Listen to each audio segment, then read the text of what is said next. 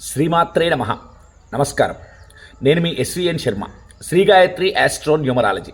జ్యోతిష్య శాస్త్రంలో అత్యంత భయంకరమైన దోషంగా కాలసర్పదోషం గురించి వింటూ ఉంటాం.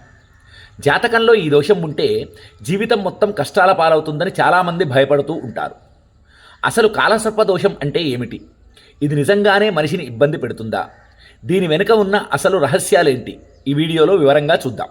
జ్యోతిష్య పరిభాషలో చెప్పాలంటే మన జాతక చక్రంలోని 12 గళ్లలో రాహు ఒకవైపు, కేతు మరొక వైపు ఉండి మిగిలిన 7 గ్రహాలు ఈ రాహుకేతువుల మధ్య చిక్కుకుపోతే దానిని కాలసర్పదోషంగా పరిగణిస్తాం. అంటే ఈ సర్పగ్రహాలు మిగిలిన గ్రహాల శక్తిని బంధిస్తున్నాయి అని అర్థం. రాహుకేతువులు ఏ స్థానాల్లో ఉన్నారనే దానిపై ఆధారపడి ఈ దోషం 12 రకాలుగా ఉంటుంది. ఉదాహరణకు అనంతకాల సర్పదోషం.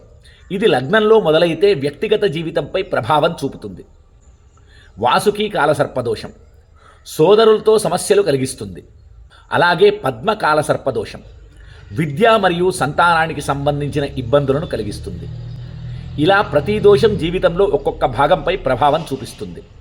ఈ దోషం ఉన్నవారికి సాధారణంగా కనిపించే లక్షణాలు: చేస్తున్న పనులు చివరి నిమిషంలో ఆగిపోవడం, తరచూ పాములు కనిపిస్తున్నట్లు కలలు రావడం, కష్టానికి తగిన గుర్తింపు లభించకపోవడం, కుటుంబంలో లేదా వివాహ జీవితంలో అశాంతి కలగడం.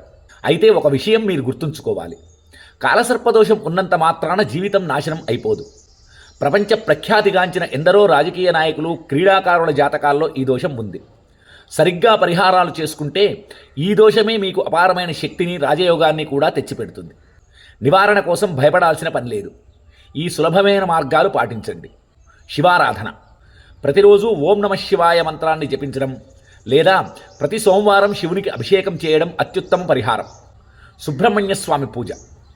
కాలసర్పదోష నివారణకు సుబ్రహ్మణ్యస్వామి లేదా నాగదేవత ఆరాధన విశేష ఫలితాలను ఇస్తుంది. అలాగే రాహుకేతు జపం. రాహుకేతులకు శాంతి పూజ చేయించుకోవాలి. మీ జాతకంలో ఇలాంటి ఇబ్బందులు ఏవైనా ఉంటే ఈ వీడియోలో పైన ఉన్న నెంబర్కు సంప్రదించండి.